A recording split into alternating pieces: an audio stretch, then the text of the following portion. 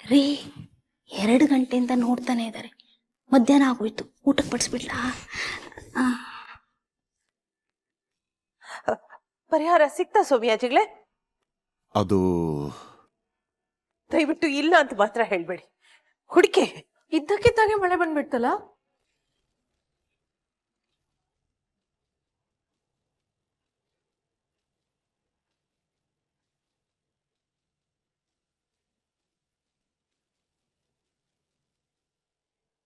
ಮಾಯಿ, ಏನ್ ನಡೀತಾ ಇದೆ ಇಲ್ಲಿ?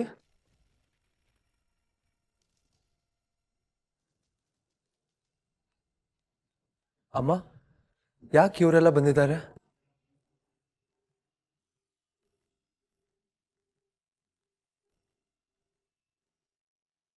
ಚಿಕ್ಕಮ್ಮ, ನಿನ್ಗೆ ಆಯಸ್ ಕಡಿಮೆ ಅಂತೆ ಪ್ರದ್ಯುಮ್ನ, ನೀನ್ ಜಾಸ್ತಿ ದಿನ ಬದುಕಲ್ವಂತೆ, ಹಾಗಂತ ಜಾತಕದಲ್ಲಿ ಬರ್ತಿದ್ಯಂತೆ.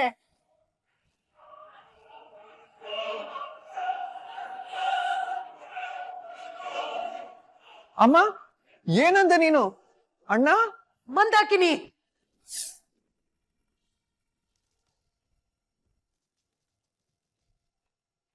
ಸೋಮಿಯಾಜಿಗಳೇ, ಪರಿಹಾರ ನನಗ್ ಬೇಕು ಅಷ್ಟೇ. ಆಗ್ಲೇ ಹೇಳಿದ್ನಲ್ಲಮ್ಮ, ಹಣೆಲ್ ಬರ್ದಿರೋದ್ನ ಆ ಬ್ರಹ್ಮ ಕೂಡ ಬದಲಾಯಿಸೋಕ್ ಆಗೋದಿಲ್ಲ ಅಂತ. ಆಯಸ್ಸು ಮುಗಿದಾಗ ನಿಮ್ಮ ಮೊಮ್ಮಗ ಈ ಭೂಮಿ ಬಿಡ್ಲೇಬೇಕು.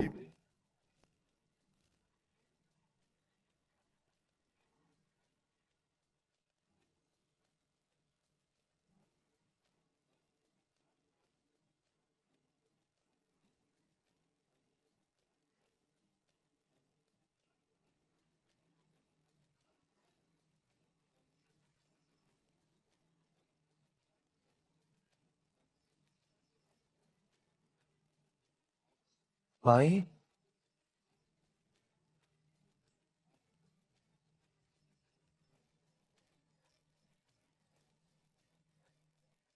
ನಿನ್ನ ಹತ್ರ ಯಮ ಬರಕ್ಕೂ ಬಿಡಲ್ಲ ಪ್ರದ್ಯುಮ್ನ. ಸಾವು ಮೊದಲು ನನ್ನನ್ನು ದಾಟ್ಕೊಂಡು ಬರ್ಬೇಕು. ಮಾಯಿ, ನನಗೇನು ಆಗಲ್ಲ. ಅಣ್ಣನ್ಗೇನು ಆಗಲ್ಲ ಮಾಯಿ. ಜಾತಕ ಗೀತ್ಕ ಎಲ್ಲ ಸುಳ್ಳು. ಹೌದು ಮಾಯಿ, ಪ್ರದ್ಯುಮ್ನ ನಮ್ ಜೊತೆ 100 ವರ್ಷ ಇರ್ತಾನೆ.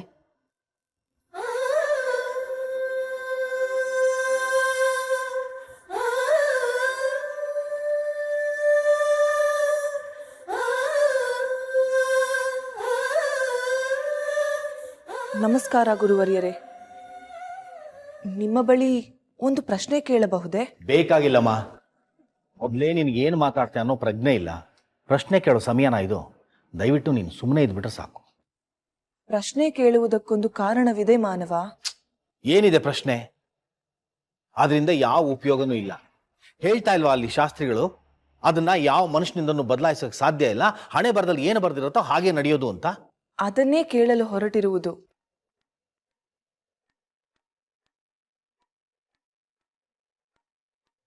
ಹಣೆ ಬರಹವನ್ನು ಬದಲಾಯಿಸಲು ಈ ಮುಂಚೆ ಮಾನವರು ಪ್ರಯತ್ನಿಸಿಯೇ ಇಲ್ಲವೇ ಗುರುಗಳೇ? ಪ್ರಯತ್ನ ಏನೋ ಮಾಡಿದ್ದಾರೆ. ಕಂಸ ಮಾಡಿದ್ನಲ್ಲ ಹಾಗೆ. 7 ಮಕ್ಕಳನ್ನ ಸಾಯಿಸಿದ್ರು ಅವ್ರ ಶಾಪ ಅವನಿಗೆ ತಟ್ತಲ್ಲ. ಕೃಷ್ಣನ್ ಕೈನಲ್ಲೇ ಅವನ್ ಸತ್ತ. ಇರಬಹುದು. ಆದರೆ ಕಂಸ ಕೇವಲ ಮನುಷ್ಯನಲ್ಲ, ರಾಕ್ಷಸ ರಕ್ತದವನು. ಭಗವಂತನಿಂದಲೇ ಸಾಯಬೇಕು ಎಂಬ ಶಾಪವಿತ್ತು. ಅದು ಅವನ ಕರ್ಮಫಲ. ಅವನನ್ನು ಬಿಡಿ. ಯಮನ ಕೈಯಿಂದ ಗಂಡ ಸತ್ಯವಾನನ ಪ್ರಾಣವನ್ನು ಸಾವಿತ್ರಿ ಉಳಿಸಲಿಲ್ಲವೇ? ಭಗೀರಥ ತನ್ನ ವಂಶದವರ ಪಾಪ ಕಳೆಯುವುದಕ್ಕೆ ಗಂಗೆಯನ್ನೇ ಭೂಮಿಗೆ ಹರಿಸಲಿಲ್ಲವೇ? ನಚಿಕೇತನ ಕಥೆ ಮರೆತು ಹೋಯಿತೆ? ಇಡೀ ಪ್ರಪಂಚವನ್ನೇ ಬದಲಾಯಿಸುವ ಮಾನವರು ಒಬ್ಬ ವ್ಯಕ್ತಿಯ ಆಯಸ್ಸು ಬದಲಾಯಿಸಲು ಸಾಧ್ಯವಿಲ್ಲವೇ? ಹಿಂದೆ ಆಗಿತ್ತಮ್ಮ, ಇಲ್ಲ ಅಂತಲ್ಲ. ಅದು ಪುರಾಣ, ಇತಿಹಾಸ. ಈಗಿನ ಕಾಲದಲ್ಲಿ ಹಾಗೆಲ್ಲ ಆಗೋಕ್ ಸಾಧ್ಯ ಇಲ್ಲ. ಇದು ಕಲಿಗಾಲ. ನಿಜ, ಕಲಿಗಾಲ. ಆದರೆ ಕಲಿಯುಗದಲ್ಲೂ ಭಕ್ತಿಯಿಂದ ಒಂದು ಕಾರ್ಯವನ್ನು ಮಾಡಿದರೆ ಏನಾದರೂ ಬದಲಾಗಬಹುದಲ್ಲವೇ? ನಿಜ, ಬದಲಾಗಬಹುದು.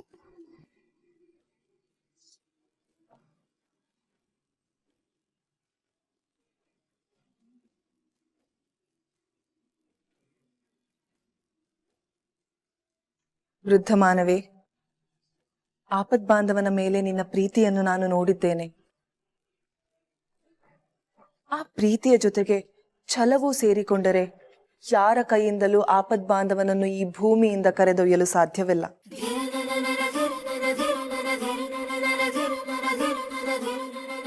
ಭೂಮಿಯ ಋಣ ಕಳೆದರೂ ನಿಮ್ಮೆಲ್ಲರ ಪ್ರೀತಿ ಅವನನ್ನು ಇಲ್ಲಿಯೇ ಹಿಡಿದಿಡುತ್ತದೆ.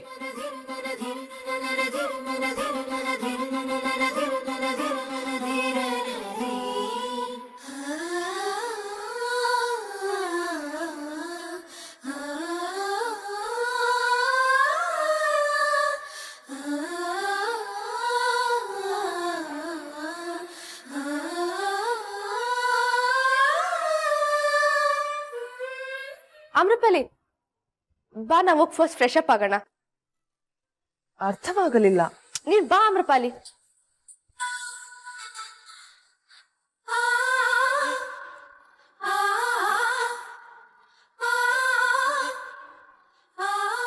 ನೀನ್ ಎಲ್ಲೂ ಹೋಗಲ್ಲ ಅಲ್ವಾ? ಆಮ್ರಪಾಲಿ ಹೇಳಿಲ್ವಾ ನಿಮ್ ಪ್ರೀತಿ ಬಿಟ್ಟು ಎಲ್ಲಿಗೆ ಹೋಗ್ಲಿ? ನಾನು ನಿನ್ನ ಎಲ್ಲೂ ಹೋಗಕ್ಕೂ ಬಿಡ. ಯಾರು ಬಂದ್ರು ನಾನು ನಿನ್ನ ಬಿಡೋದಿಲ್ಲ.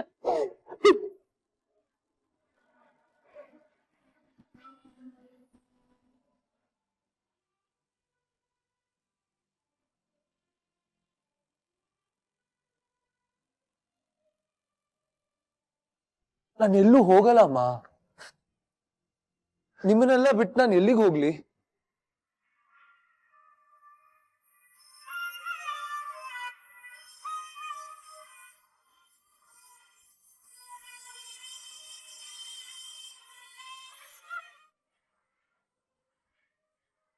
ಸೌಮ್ಯಾಜಿಗಳೇ, ನನ್ನಿಂದ ತೊಂದರೆ ಅವಮಾನ ಎರಡೂ ಆಯ್ತು. ದಯವಿಟ್ಟು ಕ್ಷಮಿಸ್ಬಿಡಿ. ನಿಮ್ ನೋವು ನನಗೆ ಅರ್ಥ ಆಗತ್ತೆ. ಆದ್ರೆ ಪರಿಹಾರ ಕೊಡೋಕ್ಕಾಗ್ತಿಲ್ವಲ್ಲ ಅಂತ ಸಂಕಟನೂ ಆಗ್ತಾ ಇದೆ. ದೇವತೆ ಅಂತ ಆ ಹುಡುಗಿ ಹೇಳಿದ್ಲಲ್ಲ, ಭಗವಂತನ ದಯೆಯಿಂದ ನಿಮ್ಮ ಮೊಮ್ಮಗನನ್ನ ನಿಮ್ಮ ಪ್ರೀತಿ ಉಳಿಸ್ಕೊಂಡ್ರೆ ಈ ಕಲಿಯುಗದಲ್ಲಿ ಪವಾಡನೇ ನಡೆದ ಹಾಗಾಗತ್ತೆ. ನಿಮ್ ಬಾಯಿ ಹರಿಕೆ ಹಾಗೆ ಆಗ್ಲಿ. ಮಾಯ್, ತುಂಬಾ ಸುಸ್ತು ಮಾಡ್ಕೊಂಡಿದ್ದೀರಾ. ನೀವು ಇವಾಗ ರೆಸ್ಟ್ ತಗೊಂಡಿಲ್ಲ ಅಂದ್ರೆ BP ಹೈ ಆಗತ್ತೆ. ಮೊದಲು ಬನ್ನಿ.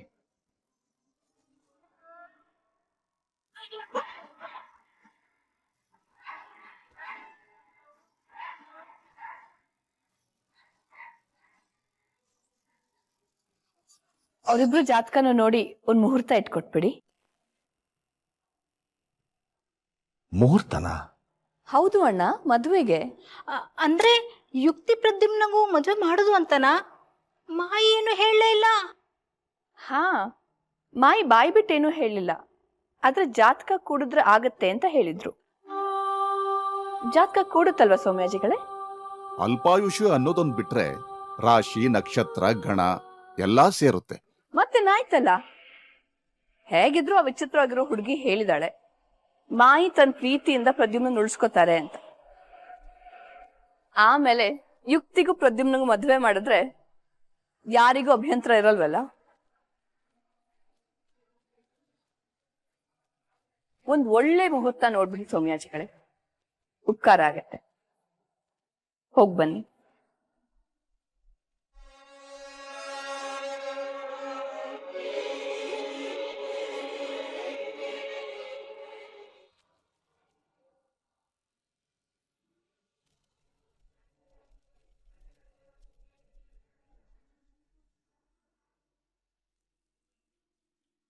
ಗಂಧರ್ವ ಮಯೂರ ಸಿಂಹಾಸನದ ಮೇಲೆ ನಿಜವಾದ ದೊರೆ ಕುಳಿತರೆ ಮಾತ್ರ ಶಾಂತಿ ನೆಲೆಸಲು ಸಾಧ್ಯ.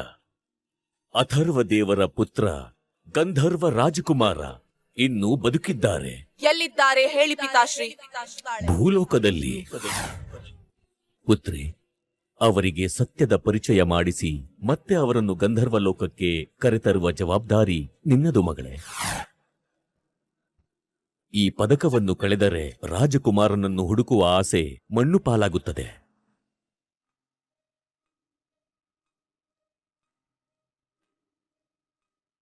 ಆಮ್ರಪಾಲಿ, ಚೆನ್ನಾಗಿ ಮಾತಾಡ್ದೆ ನೀನು. ಇಂದು ಎಲ್ಲರೆದುರು ಮಾತನಾಡುತ್ತಾ ನನಗೆ ಒಂದು ಪಾಠ ಸಿಕ್ಕಿತು ಪುಟಾಣಿ. ಪಾಠನ ಏನದು? ಯಾವತ್ತೂ ಎದೆಗುಂದಬಾರದು ಎಂಬ ಪಾಠ. ರಾಜಕುಮಾರ ಸಿಕ್ಕಿಲ್ಲ, ತಂದೆಯವರಿಗೆ ಕೊಟ್ಟ ಮಾತನ್ನು ಉಳಿಸಿಕೊಂಡಿಲ್ಲ ಎಂಬ ಯೋಚನೆ ಯಾವಾಗಲೂ ನನ್ನನ್ನು ಕಾಡುತ್ತಿರುತ್ತದೆ. ಆದ್ರೆ ನೀನು ಹುಡ್ಕೋಕ್ ಬಂದಿನ ಬರೀ 5 ದಿನ ಆಗಿದೆ ಅಷ್ಟೇ.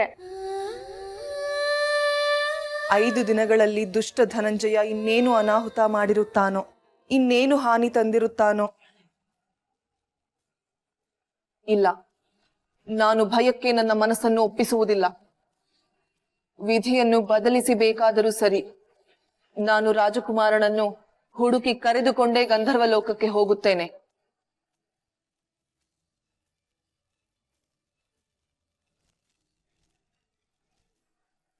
ಮಮ್ಮ, ಇವತ್ತಿನ ಮಾಡಿದ್ ಸರಿನಾ? ನಾನು ಯಾವಾಗ ತಪ್ಪು ಮಾಡಿದ್ದೀನಿ ಶೋನಾ? ಇವತ್ತು ಮಾಡಿದ್ಯಾ? ನೀನ್ ಕೇಳ್ದ ಹಾಗೆ ಶೂಸು, ಪರ್ಫ್ಯೂಮು, ಬಟ್ಟೆ ತಗೊಳಕ್ಕೆ ವ್ಯವಸ್ಥೆ ಮಾಡ್ತಾ ಇದೀನಿ ಅಷ್ಟೇ. ಪ್ರದ್ಯುಮ್ನ ಸತ್ ಹೋದ್ರೆ ಅವನ್ ಸಾಯಲ್ಲ. ನಿನಗ್ ಹೇಗ್ ಗೊತ್ತು? 6 ಜ್ಯೋತಿಷಿಗಳು ಪ್ರದ್ಯುಮ್ನ ಸತ್ ಹೋಗ್ತಾನೆ ಅಂತ ಹೇಳ್ತಿದ್ದಾರೆ. ಅವ್ನ್ ಸತ್ ಹೋದ್ರೆ ನಾನ್ ವಿಡೋ ಆಗ್ಬಿಡ್ತೀನಿ ಮಮ್ಮ. ನಂಗ್ ವಿಡೋ ತರ ಎಲ್ಲ ಡ್ರೆಸ್ ಹಾಕೊಳಕ್ ಇಷ್ಟ ಇಲ್ಲ. ಅವನ್ ಸಾಯಲ್ಲ ಶೋನಾ, ನಾನ್ ಹೇಳ್ತಾ ಇದ್ದೀನಿ. ನಾನ್ ವಿಡೋ ಆಗ್ಬಿಟ್ರೆ ಎಲ್ಲ ಡಲ್ ಕಲರ್ಸೇ ಹಾಕೋಬೇಕು, ಬ್ರೈಟ್ ಕಲರ್ಸೇ ಹಾಕೊಳಂಗಿಲ್ಲ. ಇಲ್ಲಾಂದ್ರೆ ಮಾಯಿ ತರ ಒಂದೇ ಒಂದು ಚೈನು ಸೀರೆ ಹುಟ್ಕೊಂಡಿರ್ಬೇಕು. ನನ್ಗಿದೆಲ್ಲ ಮಾಡಕ್ ಚೂರು ಇಷ್ಟ ಇಲ್ಲ. ಪ್ರದ್ಯುಮ್ನ ಸತ್ ಹೋದ್ರೆ ಎಲ್ರು ನನ್ನ ಮನೆಯಿಂದ ಹೊರಗಡೆ ಹಾಕ್ತಾರೆ. ಪ್ರದ್ಯುಮ್ನ ಸಾಯಲ್ಲ. ಆದ್ರೆ ಜಾತಕ ಅವ್ನ್ ಸಾಯ್ತಾನೆ ಅಂತ ಹೇಳ್ತಾ ಇದ್ದಲ್ಲ, ಅದು ಅವನ್ ಜಾತಕ ಅಲ್ಲ.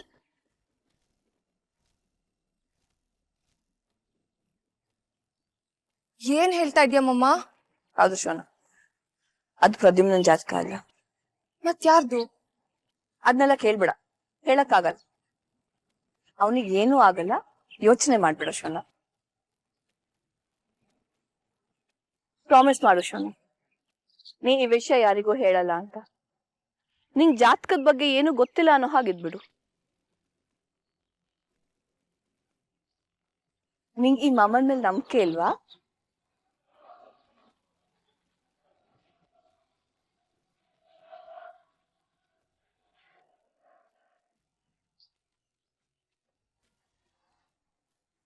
ನಾನು ನಿನಗೋಸ್ಕರನೇ ಇದನ್ನೆಲ್ಲ ಮಾಡ್ಸೋದು ಶೋನಾ. ನನ್ ಮಗಳು ಚೆನ್ನಾಗಿರ್ಲಿ. ನನಗ್ ನಿನ್ಬಿಟ್ಟು ಬೇರೆ ಯಾರಿದ್ದಾರೆ ಹೇಳು?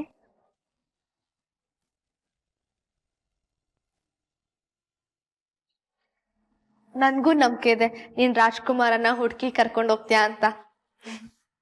ನೀವು ಮಾನವರು ಧನ್ಯವಾದ ಹೇಗೆ ಹೇಳುತ್ತೀರಿ? ಧನ್ಯವಾದ, ಹಾ, ಥ್ಯಾಂಕ್ ಯು ಅಂತೀವಿ. ಥ್ಯಾಂಕ್ ಯು ಪುಟಾಣಿ.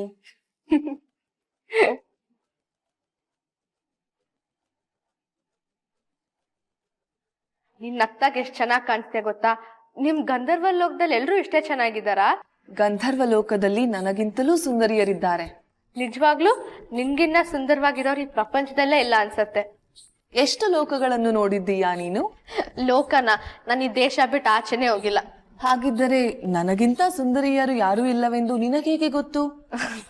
ಹಾಗೆ ಹೇಳ್ದೆ. ಅಮೃಪಾಲಿ,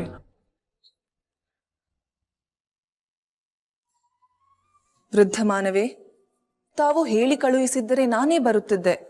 ತಾವು ಆಯಾಸ ಮಾಡಿಕೊಳ್ಳುವ ಅವಶ್ಯಕತೆ ಏನಿತ್ತು? ಪರವಾಗಿಲ್ಲಮ್ಮ.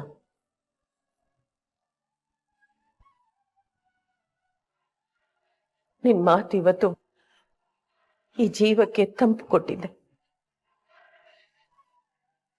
ನನ್ನ ಇಡೀ ಜೀವನ ಕತ್ಲು ಅಂತ ನಿರ್ಧಾರ ಮಾಡ್ಬಿಟ್ಟಿದ್ದೆ. ನಿನ್ ಮಾತು ಈಗ ನನಗ್ ಬೆಳಕು ತೋರಿಸಿದೆ.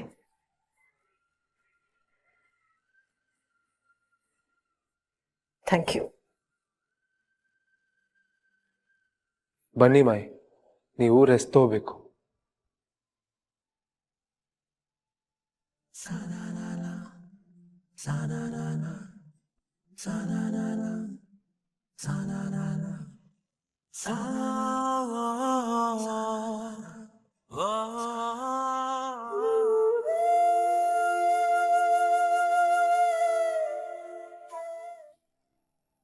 ಸಮಸ್ಯೆ ಹುಡುಗಿ ಜಾತಕದಲ್ಲ, ನಿಮ್ಮ ಮೊಮ್ಮಗನ ಜಾತಕದಲ್ಲಿ.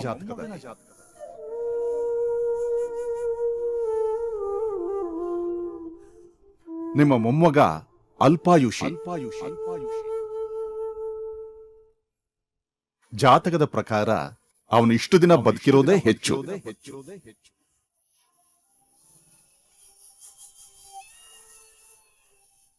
ಅಮ್ಮ, ಛಾಯಾ, ನೀನ್ ಯಾಕಮ್ಮ ಬರಕ್ ಹೋದೆ? ಕರ್ದಿದ್ರೆ ನಾನೇ ಬರ್ತಿದ್ನಲ್ಲ. ಅಮ್ಮ ಪ್ಲೀಸ್, ಪ್ರದ್ಯುಮ್ನೂ ಹೀಗೆ ಹೇಳ್ತಾನೆ, ನೀನು ಹೀಗೆ ಹೇಳ್ತಿದ್ಯಾ. ನನಗೆ ಕಾಲಿಲ್ಲದೆ ಇರಬಹುದು, ಆದರೆ ನಡೆಯೋ ಛಲ ಇದೆ. ನಂಗೆ ಗೊತ್ತು ಕಣೆ ನಿಂಗೆ ಬೇಜಾರಾಗುತ್ತೆ ಅಂತ, ಆದ್ರೆ ನಾನು ನಿನ್ನಮ್ಮ ಅಲ್ವಾ? ಬೇಡ ಬೇಡ ಅಂದ್ರೂ ಆ ಯೋಚನೆ ಬರುತ್ತೆ. ಸಾರಿ. ಮಗಳ ಹತ್ರ ಸಾರಿ ಎಲ್ಲ ಏನಮ್ಮ, ಸುಮ್ಮನೆ ಹೇಳ್ದೆ ಅಷ್ಟೆ. ಅಮ್ಮ, ಇದು ನಿನಗೆ ಕೊಡೋಣ ಅಂತ ಬಂದೆ.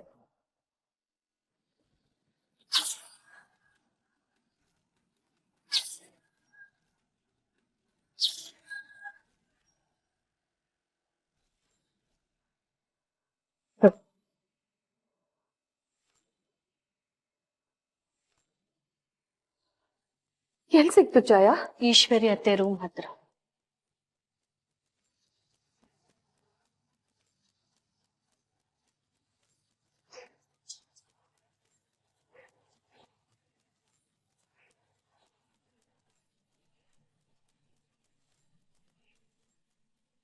ಒಬ್ಳೆ ಹೀಗೆ ಎಷ್ಟು ದಿನ ಅಂತ ಕಷ್ಟ ಅನುಭವಿಸ್ತೀಯಮ್ಮ?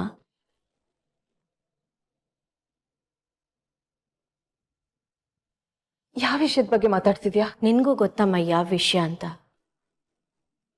ಈ ಮನೇಲಿ ಏನ್ ನಡೀತಾ ಇದೆ ಅಂತ ಗೊತ್ತಾಗ್ದಿರೋಷ್ಟು ದಡ್ಡಿ ಅಲ್ಲ ನಾನು. ನಾನ್ ನಿನ್ ಮಗಳಮ್ಮ, ನನ್ನ ಹತ್ರ ಆದ್ರೂ ಹೇಳ್ಕೊ, ಮನ್ಸು ಹಗುರ ಆಗುತ್ತೆ.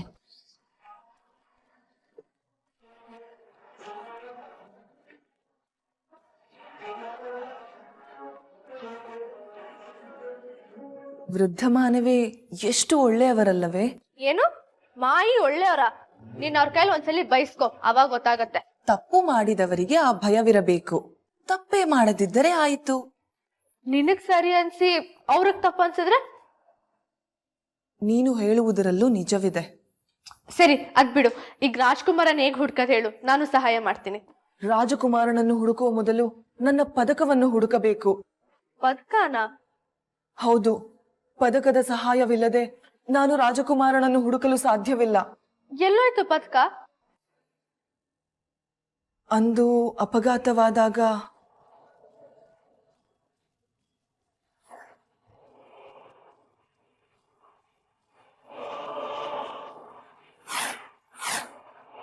ಕತ್ಕೊಂಡ್ ಹೋಗಿದ್ದು ಯಾರಂತ ಗೊತ್ತಾಗಿಲ್ವಾ? ಇಲ್ಲ ಪುಟಾಣಿ. ಅಲ್ಲ, ಅವನ್ಗೇನ್ ಗೊತ್ತಾಯ್ತು ನಿನ್ ಪದಕ ಕತ್ಕೊಂಡ್ ಹೋಗಕ್ಕೆ? ಪದಕ ಹೊಳೆಯುತ್ತಿತ್ತು, ಅದನ್ನು ನೋಡಿ ಕದಿಯಬೇಕೆಂದು ನಿರ್ಧರಿಸಿದನೋ ಏನೋ. ಪದಕ ಹೊಳಿಯತ್ತ? ಹೌದು, ರಾಜಕುಮಾರ ಹತ್ತಿರವಿದ್ದಾಗ ಪದಕ ಹೊಳೆಯುತ್ತದೆ. ಅಂದು ರಾಜಕುಮಾರ ಹತ್ತಿರದಲ್ಲಿಯೇ ಇದ್ದ, ಹಾಗಾಗಿಯೇ ಪದಕ ಹೊಳೆಯುತ್ತಿತ್ತು. ಅಂದ್ರೆ ಅವತ್ ರಾಜ್ಕುಮಾರ ತುಂಬಾ ಹತ್ರ ಬಂದ್ ತಪ್ಪಿಸ್ಕೊಂಡ ಅಂತಾಯ್ತು. ಘೋಷಣೆ ಮಾಡ್ಬೇಡ, ಆದಷ್ಟು ಬೇಗ ಸಿಗ್ತಾನೆ ರಾಜ್ಕುಮಾರ.